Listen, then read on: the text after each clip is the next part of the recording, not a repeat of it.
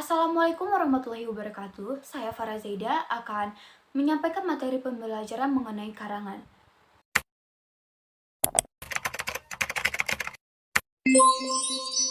Karangan merupakan suatu karya tulis yang berasal dari kata demi kata yang dirangkai menjadi suatu kalimat yang kemudian menjadi sebuah paragraf dan akhirnya menjadi sebuah wacana yang dapat dinikmati dan dipahami. Setelah kita mengetahui apa itu karangan, selanjutnya kita akan mengetahui karangan menurut bobot isinya. Yang pertama ada karangan atau karya ilmiah, yang merupakan laporan tertulis dan diterbitkan yang memaparkan hasil penelitian atau pengkajian yang telah dilakukan seseorang atau sebuah tim dengan memenuhi kaidah dan etika keilmuan yang dikukuhkan dan ditaati oleh masyarakat keilmuan. Contohnya seperti paper, skripsi, disertasi, dan laporan penelitian.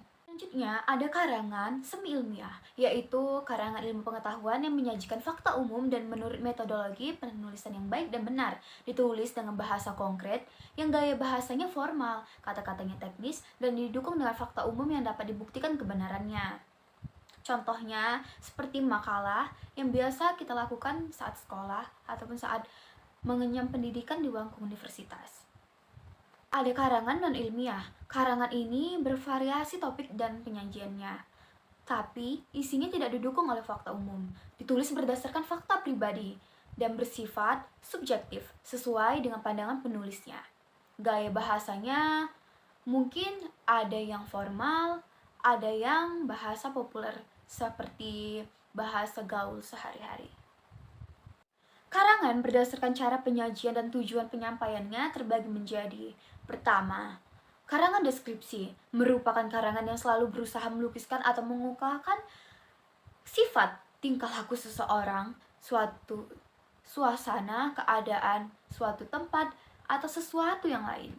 Selanjutnya ada karangan narasi atau kiasan, merupakan suatu bentuk tulisan yang berusaha menciptakan mengisahkan tingkah pola laku manusia dalam sebuah peristiwa kronologis atau berlangsung dari suatu kesatuan waktu. Kemudian ada sifat-sifatnya ini adalah narasi ekspositoris atau narasi faktual yang hanya bertujuan memberi informasi kepada pembaca agar pengetahuannya bertambah luas. Contohnya kisah perjalanan atau kisah perampokan. Yang selanjutnya adalah narasi sugestif atau narasi berplot, yaitu narasi yang menimbulkan daya khayal. Contohnya narasi sugestif dalam novel atau cerpen yang akan membuat kamu ke dalam suasana tertentu, misalnya bahagia, sedih, ataupun terharu. Selanjutnya ada karangan eksposisi. Karangan eksposisi merupakan wacana yang bertujuan untuk memberitahu, mengupas, menguraikan, atau menerangkan sesuatu. Kemudian ada karangan argumentasi. Karangan argumentasi ini karangan yang berupa uraian untuk membuktikan suatu kebenaran yang didasarkan pada proses penalaran penulis yang pada akhirnya dapat disimpulkan. Tujuan utama argumentasi adalah meyakinkan pembaca agar menerima atau mengambil suatu keputusan akan doktrin atau tingkah laku tertentu. Ini adalah karangan campuran. Isinya dapat berupa gabungan eksposisi dan deskripsi atau eksposisi dengan argumentasi. Dalam wacana yang lain, sering kita temukan narasi berperan sebagai ilustrasi yang karangan eksposisi atau persuasi. Selanjutnya ada karangan persuasi. Karangan persuasi adalah karangan yang bertujuan untuk membuat pembacanya percaya, yakin, dan terbujuk akan hal-hal yang dikomunikasikan yang mungkin berupa fakta, suatu pendirian umum, atau suatu pendapat, gagasan, atau perasaan seseorang. Persuasi ini ditinjau dari medan pemakaiannya digolongkan menjadi 4 macam, yaitu persuasi politik. Sesuai dengan namanya, persuasi ini umum digunakan untuk bidang politik seperti acara-acara kenegaraan.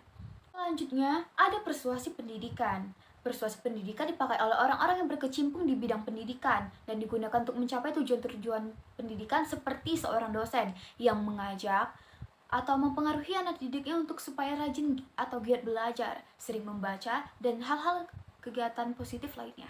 Yang ketiga, ada persuasi iklan. Persuasi iklan dimanfaatkan terutama dalam dunia usaha untuk memperkenalkan suatu barang atau jasa tertentu. Lewat persuasi ini, pembaca diharapkan menjadi kenal, senang, dan ingin memiliki suatu barang atau jasa tersebut. Yang keempat adalah persuasi propaganda. Objek yang disampaikan persuasi ini adalah informasi. Pembaca atau pendengar mau dan sadar untuk berbuat sesuatu. Persuasi propaganda sering dipakai dalam kegiatan kampanye. Selanjutnya kita akan membahas tentang pola susunan karangan. Yang pertama ada pola alamiah. Pola alamiah memiliki dua pola, yaitu pola urutan waktu yang berarti karangan disusun berdasarkan urutan waktu kejadian, dan pola urutan ruang yang berarti pola penyusunannya berdasarkan ruang. Dan ada pola logis. Pola logis merupakan pola penyusunan kerangka karangan yang terbentuk dari hasil pemikiran pengarang atau kelogisan berpikir dengan meletakkan gagasan dengan efek tertentu yang ingin dicapai. Contoh, pola sebab akibat, pola klimaks dan anti klimaks, pola umum khusus, dan pola pemecahan masalah. Pendekatan penulisan karangan ada dua macam, yaitu pendekatan realistis, di mana dalam pendekatan ini penulis dituntut memotret hal seobjektif mungkin sesuai dengan keadaan yang dilihatnya. Tidak boleh menambah ataupun mengurangi sesuatu. Yang kedua adalah pendekatan impresionistis, yaitu pendekatan yang berusaha menggambarkan sesuatu secara objektif, tergantung cara pandang si penulis terhadap bagian-bagian yang dilihat, dirasakan, atau dinikmatinya. Nah, sebelum menyusun karangan kita harus tahu dulu langkah-langkahnya, yaitu dengan menentukan tema dan judul, mengumpulkan bahan, menyeleksi bahan, membuat kerangka karangan, dan tentunya mengembangkan kerangka karangan menjadi sebuah karangan yang utuh. Dari hasil pemaparan saya, dapat diambil kesimpulan bahwa karangan merupakan bahasa tulis yang merupakan rangkaian kata demi kata, sehingga menjadi sebuah kalimat, paragraf, dan akhirnya menjadi sebuah wacana yang dapat dibaca dan dipahami. Karangan menurut bobot isinya terbagi menjadi karya ilmiah, karya semi-ilmiah, karya non-ilmiah. Karangan berdasarkan cara penyajian dan tujuan penyampaiannya terbagi menjadi karangan deskripsi, karangan eksposisi, karangan persuasi, karangan narasi, dan karangan argumentasi.